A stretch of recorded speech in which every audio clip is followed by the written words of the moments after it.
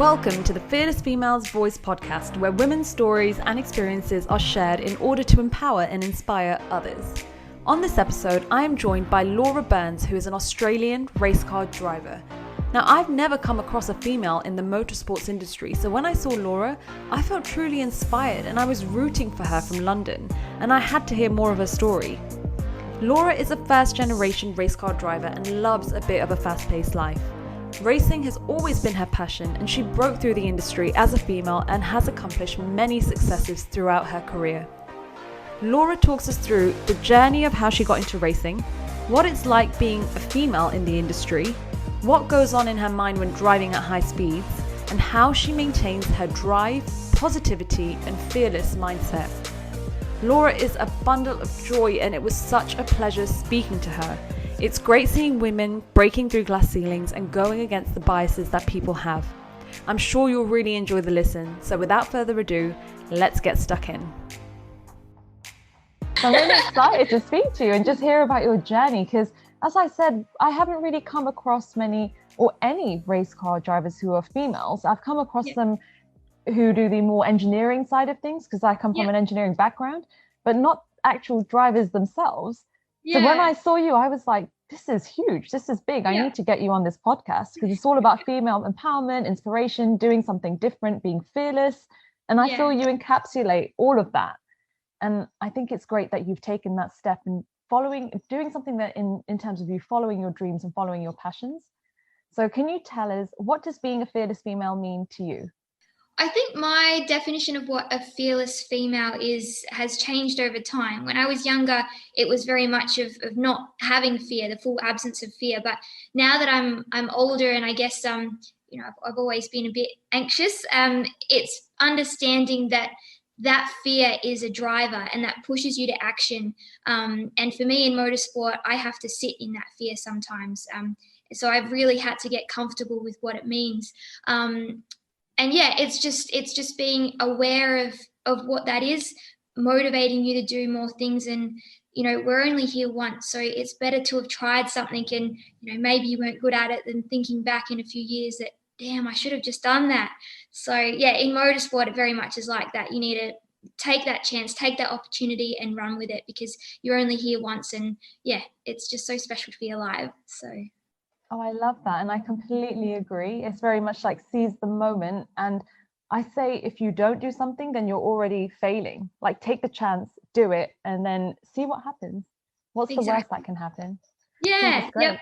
So you are a race car driver based in Australia. So I'd love to know, how did you get into that? So it's kind of a long story, but I'll keep it as short as I can. But I'm actually not from a racing background. So my family didn't race, my dad didn't race. And I grew up in a small town called Kalgoorlie here in the west coast of Australia. And it's a small country town. There wasn't much to do. So we used to go and watch the speedway there. It was on like every couple of months. And one day they announced that they were looking for more junior sedan drivers, which is the beginning class that you can be between 10 and 17 to race in it. And I put my hand up and I said, Dad, I want to do this. This would be so awesome. And he was like, no, you don't. You've never raced a car. Like, you don't even know how to drive a car. And, he took me to the go-kart track to try and get me to get interested in something else. Because I've always had an interest in motorbikes, and that comes from my dad, and I guess where that adrenaline rush started.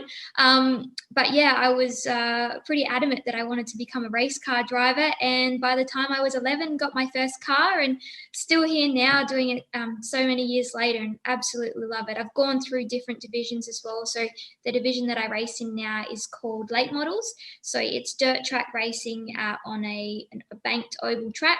And basically we have to go around there as fast as we can. So it's like going around a roundabout as fast as you can. And these cars do an average of about 100, but down the straights we might be doing 150 kilometers an hour. So it can be scary at times, because there's a wall on the outside and that comes up really fast. Oh, wow.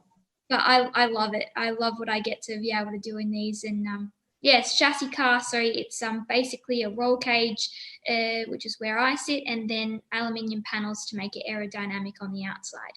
So wow.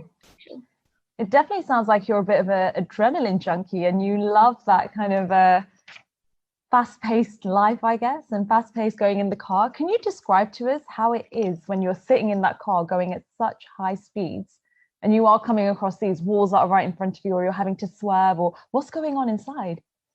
A lot. So, as I get more comfortable in it, time kind of slows down. But as I've been learning, it's kind of like the easiest way to describe it is running down a hill, and your legs are going faster than you can actually keep up.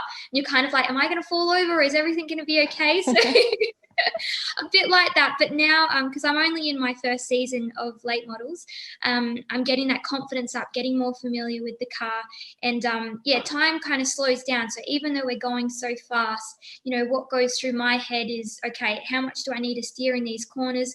What are my feet doing? Because I have to be really delicate on the accelerator when going through, because we're kind of just going through the corner sideways. What are the cars doing ahead of me? What are those ones doing behind me? And so your mind's going a million miles an hour. But when everything's good and calm, you also might start thinking about, oh, what am I going to have for dinner when I get off the track? When everything's under control, like that's, even though it's so hectic, you're just in the zone, everything's going to plan, and it just slows down, and you've got heaps of time to think, which is awesome. So I don't try and think a lot about what I'm going to eat for dinner, though. Try and stay focused. Yeah, I can imagine it does take a lot of focus. And you mentioned that you don't come from a family of racers. So how did you learn more about racing? Yeah, so I was really lucky when I started in Kalgoorlie, because I had one of my dad's friends that raced.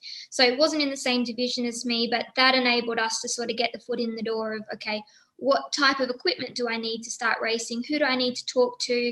What do all the different flags mean? And so that was really helpful to have another racer that I could rely on for support. I'm also incredibly lucky that my dad was a mechanic in a past life. So he's been able to impart all his knowledge on me of how cars work. And the late model is very different to sort of your regular type car, but we've been able to learn it together as we've gone along, and I really like that mechanical side now, and kind of wish that I went down that path as a career as well. Working on race cars all the time as a full-time job would be amazing, but then through that, through having that initial support network, it's just been talking to people on the track, and now I think this is our 16th year in the sport. So, we've got a real big, strong network around us now that help us out. And even moving into late models, it's been working on those connections to show us the ropes and learn as we go along. So I think on that same note, if you aren't from a racing background and you want to get into motorsport, just talk to people. We're all really, really keen to get new blood into the sport. And if someone doesn't know the answer, they're going to be able to point you in the right direction. That's what we've always found. So it's been very good. Oh, I love it. Well, if anyone is interested, I'm sure they can reach out to you or any of your other colleagues. 100%. Yeah. Yep. Always happy to help. That's good. And you mentioned you've got the support network around you. Now, when I think of a race car driver, and this is going to sound really biased, but I don't picture many women in it.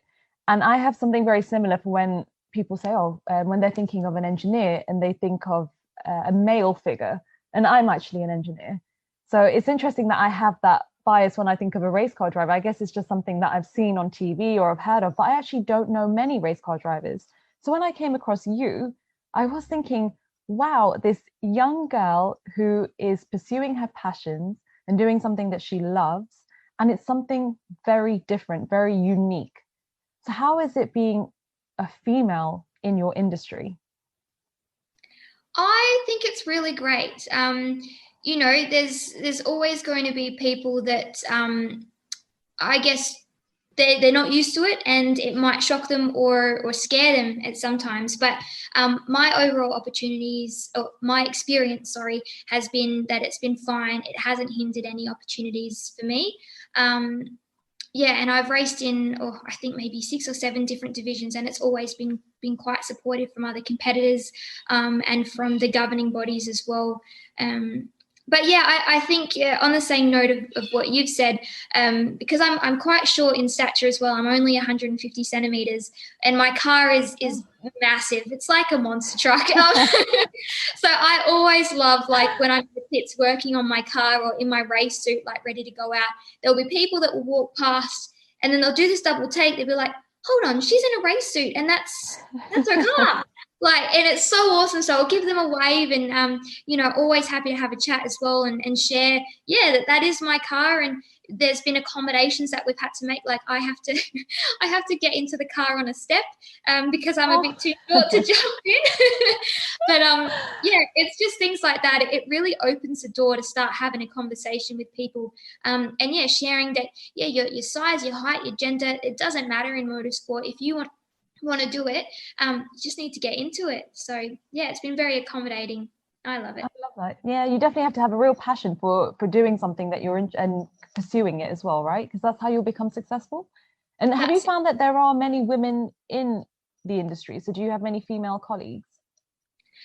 So there's one other female that races with me in late models, and that's out of a field of 35 this season. So, the stats aren't super high, and I'm trying to work on that to have late models as a really good division for more women to come into. But I think it's just the nature of the sport is, if you aren't aware that there are females in it, and whether that's racers or mechanics, engineers, you're not necessarily drawn to it. And I know that for me, that when I, was just racing, there weren't really many female crews around or anything like that. And I think that's contributed to why I haven't jumped into sort of the mechanical side of things.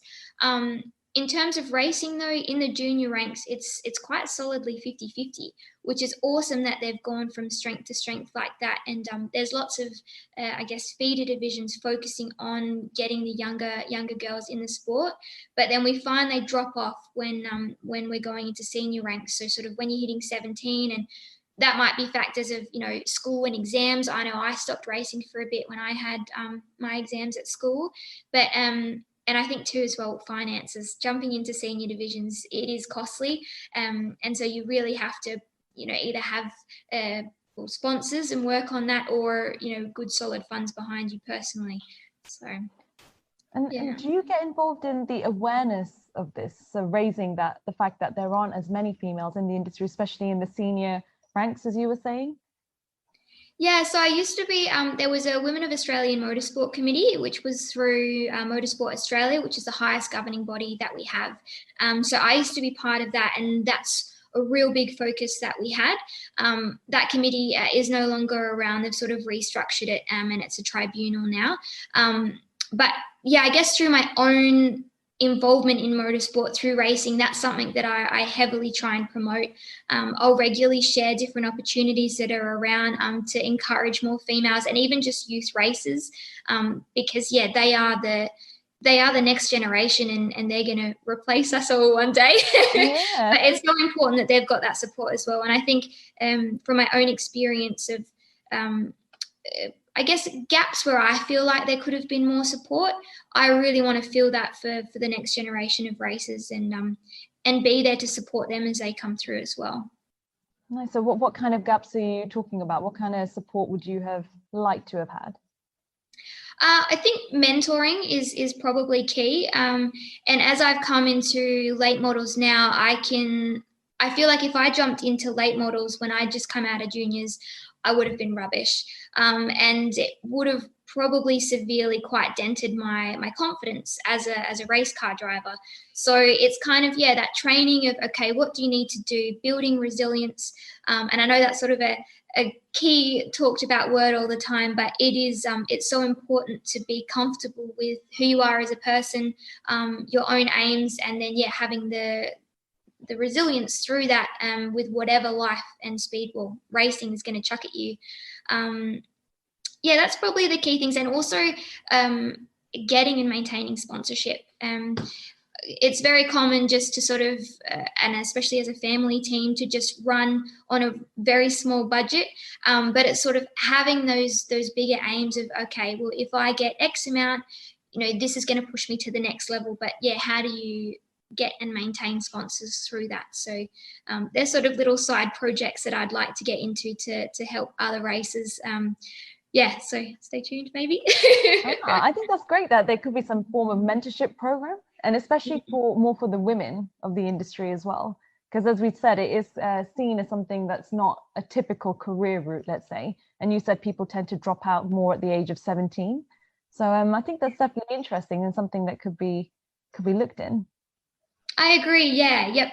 Because again, if these kids already have that interest in motorsport, and whether that's retaining them behind the scenes, not necessarily as a driver, that's awesome. But yeah, it's just getting those numbers to stay. Yeah. And I think you mentioned that you've been doing this from a younger age, and I feel that finding your passion is something that can be quite challenging. And I think it's great that you found it from a young age, because I'm still here a little older and still kind of figuring things out and seeing what works for me and what doesn't. So how did you go about that? And how did you feel when you were at such a young age thinking, this is my route? Did you know that this is what you wanted to do long term? That's really interesting. I don't think I did. I often think about now, because late models have been my dream to end up in for some time. And I think to myself, if I'd told myself at 10 years old when I was interested in joining motorsport that I'd be here, I don't think I would have believed you. I can't believe that, yeah, I've been able to work this hard and get to this point, even though, like, you know, all the troubles you have in life and all sorts. It's just very special to have a goal that works out. So yeah, I mean, at 10, I don't think anyone really knows what they want to do. I think I wanted to be a chemical engineer, actually. That's what I studied. There you go. That's amazing. Oh wow. Well, that's interesting. What made you think about engineering at that age? Because I really like science and chemistry, but then when it came to like year 12, I couldn't. It was actually the mole. I couldn't understand the mole. Like the concept of that was just like, no, I didn't get it. And I was like, oh, I need to do something else. So that's ruined my dreams. Oh no. Yeah, but I mean, I'm stoked still where I ended up. Like I've taken a non-science route. My day job is a human resources advisor. So it's dealing with people, which I love. Yeah, and getting the best out of people, which is again sort of what I like in Speedway, and talking to people and what their hopes and dreams are and all of that. So, but yeah, in terms of motorsport, yeah, this I'm at the peak of where I wanted to be, and now it's just learning the ropes of yeah, getting better lap times, yeah, getting up the pointy end and gaining more sponsorship, because yeah, sort of the more or the better equipment you can get behind you, the better you're going to be on the track, and having the right people to coach and mentor you as well. And yeah, I'm kind of in that space at the moment, which is really, really special. Good. And you mentioned that you're a HR advisor, human resources advisor.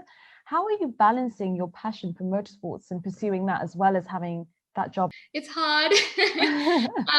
Yeah, so my work's really great because they're quite flexible if I need to leave early to go to speedway practice and things like that. But I'm lucky that most things to do with racing are after hours. So yeah, I've got speedway practice like once a week and then racing twice a month. So it works out quite well. But yeah, they are kind of extreme different things. They don't cross over in any way, shape or form. But yeah, sounds it's a like good long days. Yeah. That's it. It never ends. Yeah, but it's all worth it, isn't it, when you're doing something that you love? So it's all worth it. That's it. Yeah. So when we first joined on the call, I've seen your background. So the listeners will be able to see this, but there is shelves of trophies in the background, and I want to know more about it. So can you talk to us a bit about some of those achievements in the back there? Yeah, so I guess my favorite one is that one right there. It's a big silver one, and it was for winning the Kalgoorlie Open Club Championships when I was in juniors. So being from Kalgoorlie, it had always been my goal to win the Open Club Championships because that was the most prestigious event that we had at our home track. And I made the trek down from Perth one day. It's a 7-hour trip to get there, and didn't really have super high expectations. I just wanted to have a good run, and yeah, ended up everything was going super well with the car, and picked up the win and led the whole feature, which was amazing. And I spoke to my dad not too long ago, and I was like, what do you think was the best race I've done? Or what was the moment that you were the most proud of me? And he said it was that race. So yeah, that's what makes it quite special for me. Oh, I love it. And it's a very, very beautiful looking trophy, I must say. Yeah, it's nice and shiny. But yeah, there's always I mean, each trophy tells a story and it holds a memory. So yeah, they're all really special to me, and yeah, hopefully I can get some more in the late model. But yeah, I'm sure you will. Yeah. What do you most enjoy about racing? Most enjoy, I think it's the fear of the unknown. So I mentioned earlier about sitting with fear, and using that as a motivator. So before we go onto the track, we have to sit in a thing called the dummy grid, and basically it's where we line up in the right order, waiting to go onto the track. And sometimes we might be sitting in there for 10 minutes or so, and it is the most excruciating place because you just want to get out there and you want to race. But at the same time, you know, you're sitting there, you're prepping mentally, you're working out your lines and what the track might be like. And that to me is, although it's awful, it's also one of my favorite places to be because you're just sitting there, you're so excited, you don't know what's going to happen. And then obviously when you go out onto the track, as soon as that green light goes, it's just all stations on and trying to get that checker flag. It's amazing. Start of the race and waiting on the dummy grids are my two favorite bits. Obviously the end as well, finishing. And I can imagine, do your family come and watch you as well, watch the races? My family aren't really into motorsport. Being a first generation racer, they don't have the same love for it as I do. So if they do get to come down, it's a treat. Otherwise, it's myself and my dad. So Dad has been at all my races. He hasn't missed any, and I wouldn't be able to race without him. Just with the mechanical knowledge that he has. We have a secret handshake that we do every time before we go out onto the track. So it's like that. a good charm. Yeah.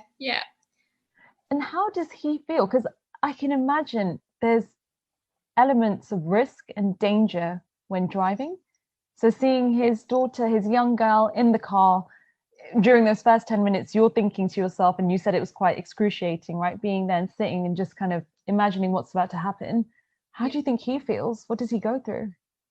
I think probably the same.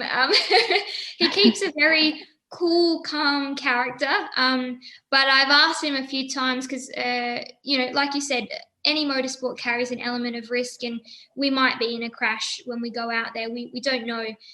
When I was in juniors, I was in 5 separate rollovers. So, it's just part of racing. I'm very lucky not to have had any more since then. But yeah, you do stress about those things, but I know one thing that Dad's always really proud about is he takes care of the car. And in our other divisions, he built the cars, so he knows how tight every nut and bolt is.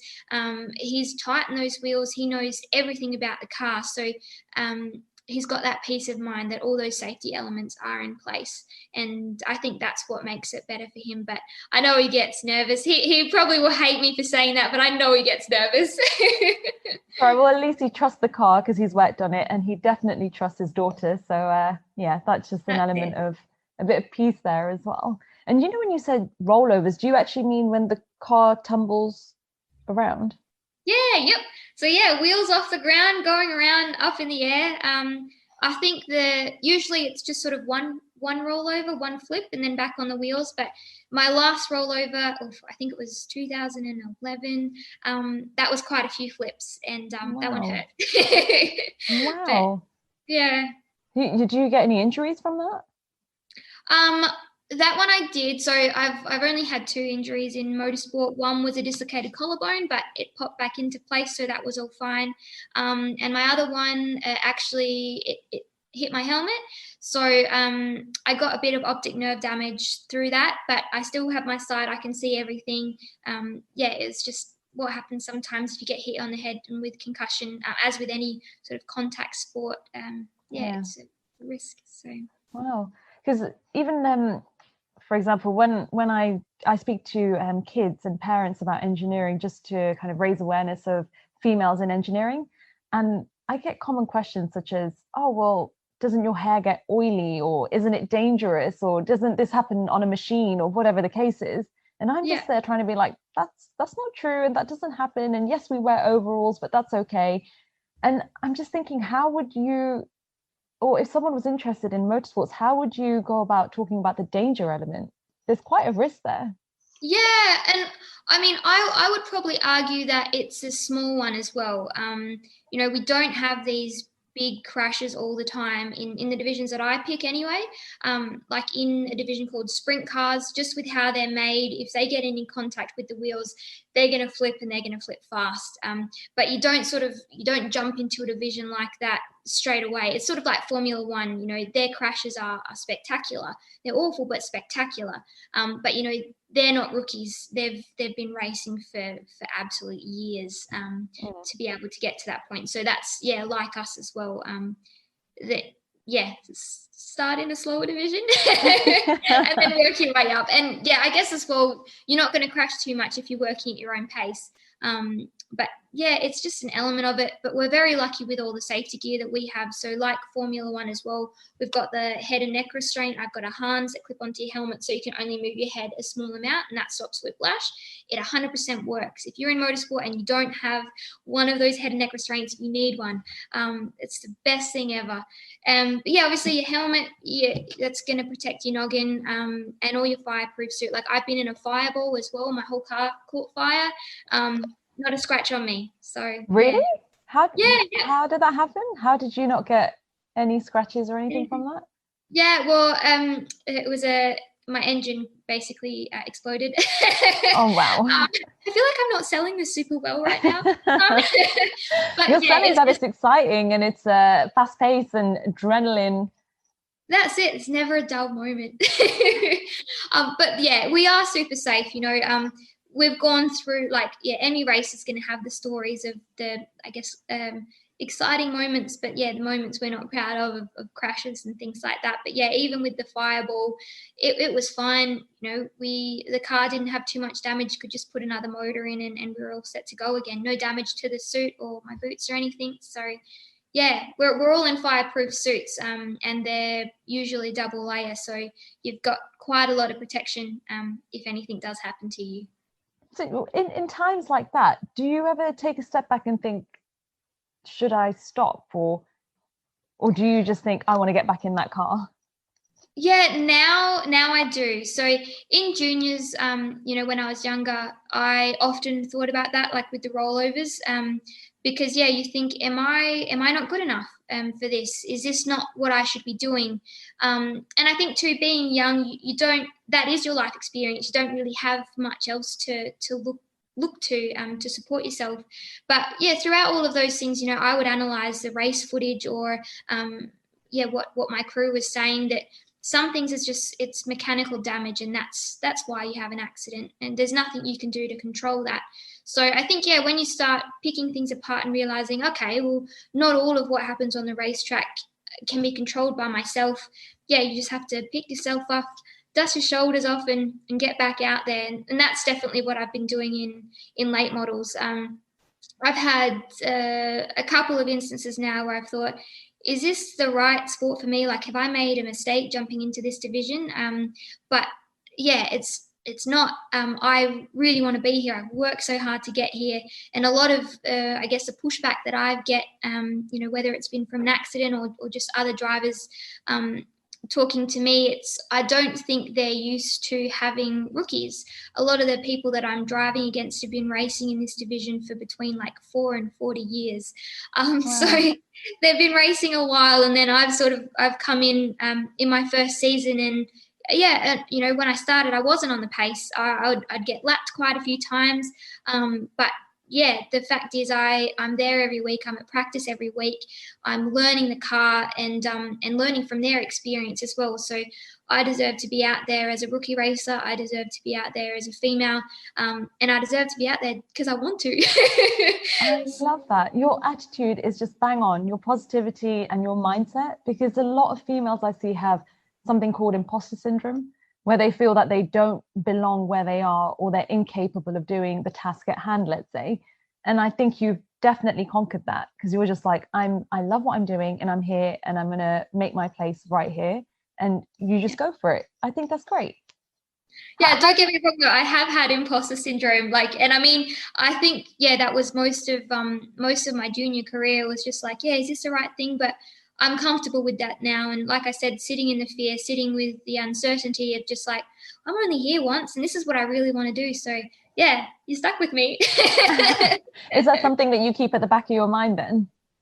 Yeah. And if I get a good opportunity, I think, so-and-so should get this rather than me. They're better than me. But at the end of the day, I work really hard. And I think all of us sometimes, we don't celebrate our own success enough. I think, we're so focused on what everyone else is doing that we forget actually what we've been able to do in our own lives is amazing. Even if that's, just getting up and going for a walk, that's great, like if you can, because of COVID. But yeah, we need to celebrate those little achievements. It doesn't all have to be big balloons and bells and whistles. Just celebrate your little achievements and be happy with who you are. Your mindset is great. How do you celebrate your little wins as well, and your big wins, which I can see at the back of the trophies? How do you celebrate them? I think, every night before I go to sleep, I kind of go through in my head of the things that I'm proud that I've been able to do that day. Even if it's just I tidied the house, that's great, because that means I don't have to do that the next day. But yeah, obviously if it's with racing, it's okay, well, I've learned something new today. Like I've learned how to, I don't know, I've finally been able to pick up the wheel to put it on the car because we've got really big wheels. And I think as well, sharing those wins, I guess on the note of the tyres, I can now change the tyre off the rim, which is a really hard job. We've had to put in adapters and all sorts, but I can do that. And I've shared that on my Facebook to be like, yeah, there's nothing stopping you. Like, this is a really hard job, but I've probably worked 3 months at it and I could finally do it. So yeah, it's just being mindful, I guess, of what you've been able to achieve, whether it's big or small. If it's big wins in racing, we generally go out for dinner, which is really nice. We get fish and chips down at the wharf in Fremantle. So yeah, that's really nice. You get fish and chips. That's a bit of an English meal. We have that here as well with a bit of curry sauce. See, no, the curry sauce, that's really English. We don't have that. Oh, you don't have? That's the best part. Yeah, I don't know. I remember when I went to Ireland, a lot of my family were talking about getting curry sauce. I'm like, what is that? We don't have that in Australia. Oh, it's definitely the best part. You have to get that in Australia somewhere. You have to figure that one out. I will try this curry sauce with fish and chips. So what inspires you to do what you're doing? I think probably seeing other people chasing their dreams as well. And on social media, we see it so much more often, which is great, that people are sharing their stories and their passions. And so that to me kind of inspires me of like, well, I want to do that too. And I can. So I think, people just being unapologetically themselves. And that's something I'm trying to be a bit more of, because, it's like talking about imposter syndrome. Sometimes we think, I don't deserve this, or that shouldn't happen to me. I'm not good enough. But yeah, we've all got our own light within us. And I think sometimes we're our own worst enemy at dimming that. So it's important to just let that shine. Like I said before, you're only here once. So it is important to grasp every opportunity that you get. So seeing other people doing that definitely inspires me. And I think my family as well, just with how supportive they are, no matter what gets thrown our way, we're always there to pick each other up. So that's really great for me, I think.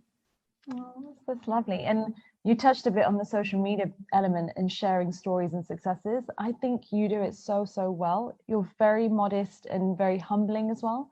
And that inspired me when I saw your page and seeing what you're doing. And I'm almost cheering you on from London here, thinking, let's go, you do that, you change that wheel, you go win that race. So I think it's great what you're doing, that you're sharing your experiences, you're sharing what you're doing so others can see, as well as support in their own way. So I think it's great. Thank you. That's lovely. That's it. I think the more we share our experiences, and not always the the picture perfect moments. Like, yeah, most of my photos on Instagram are me in the shed all grubby, my hair's all messy and I'm wearing my gloves. Like, but yeah, motorsport isn't necessarily glamorous either. Like, I don't have a full face of makeup on when I race because I just sweat it off. But yeah, it's sharing those stories and yeah, inspiring the next generation as well. And yeah, I love being able to share what I do and connect with people as well. Like yourself, someone from London talking to me, I'm over the moon. That's awesome.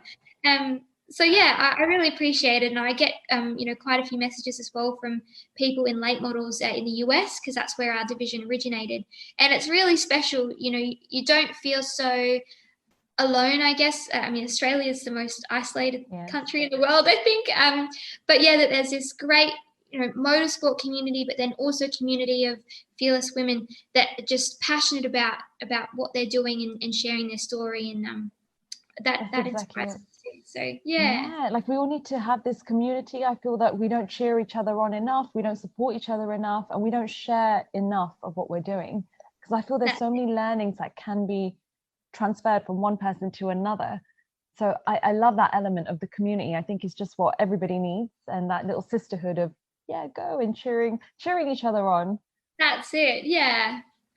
So what are your long-term plans with what you're doing? So I guess my biggest long-term plan would be to be able to race in America. Like I said, that's kind of the main home of late model racing. So with COVID and things like that, we know we're not going to get over there for a fair bit. And I guess in the short term, my focus is still very much on getting my skills to the right level in the late model, because I'm still only in my rookie season. But yeah, we're developing at a really good pace. My results last race meeting were the best I've ever done, and I keep improving week on week, which is awesome. And that's not just credit to myself, that's my team. But yeah, that'd be my big goal though, to end up in America. But right now, yeah, it's just focusing on each week getting a little bit better, and yeah, I love it. That's good. All the baby steps moving forward, they definitely contribute to the bigger picture, right? So you work your way forward, you do those little baby steps, and then you blow up. So it's good. You're working towards it. Oh, when I started this season in racing, I kind of did a bit of a think tank of, because I could just go in and race, or I could come in with a bit of a plan. And I came down to 4 pillars, which have kept me centered and focused throughout my first season. One being fitness, second being focus, fearless, and foundations. So fitness, because I'm quite small, I've had to... I've actually got a partner that's partnered with me to be able to get really fit and work on my arm strength. I've got these guns now. Oh, wow. Check you out. Yeah. But then also foundation. So learning the car, that if we do certain adjustments, what's going to happen, so that when I can come back off the track, I'm able to tell the team, okay, the right-hand side needs to be tightened to help pull me into the corner more, or loosened off to, all car things. And yeah, focus that, being unapologetically me, and just having that confidence in myself that, I've set these goals, I'm going to do them. So yeah, it's been really good having that all anchoring me throughout this time. And I've got them, we've got a race trailer, so I've got them on the whiteboard, and we go through our plans for the night, and we get to look at them again and recenter ourselves. So it's really good. I really like those pillars, actually, and they're quite applicable for many different elements or different industries as well. How did you come up with that? Well, I've always kind of had to myself as stay fearless. That's stuck with me for quite a few years now, to just be confident in what I'm doing. And I thought, okay, well, how can I expand on that? Because fearless is one element of it, but there's quite a few that make any new opportunity come to life. So they were the ones that I came up with, and I think it can be used for starting any new activity, really. If you're a bit unsure, that have those as your 4 pillars, and write down the goals of what you need to do to get there. Yeah, absolutely. And I like that you mentioned your motto of stay fearless, because I saw that and I was thinking, that's right up my street. I love that. Stay fearless. And how have you stayed fearless, or have you lived by your motto? I guess it's after any adversity on the track, whether that's a crash or just haven't achieved what I wanted to do, I've got back out there and I haven't let it stop me. It's okay to be sad. That's absolutely fine. That's part of being human, and it's important to sit with that. But then important to know that the better days are coming and you just need to get back out there. So I think that's probably key, that anytime things haven't gone to plan, I've been able to pick myself up and go again. And also, just as I've gotten older, I've become more confident in myself, and with what my team are doing, and that even though I am I'm a first generation racer, it doesn't mean that I don't deserve to be out there any more than the next person that might be from a family of 6 generations. We're all learning at our own pace, and we're all I guess leaving our own legacy, and I just want to inspire others that none of those things matter. If you want to do it, you can do it. So it's a very, very good attitude. And what legacy would you want to leave? I think just definitely that your size, height, weight, your background, your gender don't matter in motorsport. If you've got a dream, you need to do it, and obviously stay fearless within that also. There you go. Laura, I think you are extremely fearless. I love what you're doing. I love that you're following your passion and your dreams, and also inspiring other women. I think it's absolutely great, and I've really, really enjoyed talking to you on this podcast. Thank you so, so much for coming on and speaking to me. Thank you so much for having me. It's been my pleasure. It's been my pleasure. Thank you. Thank you so much for listening to the Fearless Females Voice podcast. Be sure to join our Facebook group called Fearless Females and stay tuned for the next episode. Bye for now.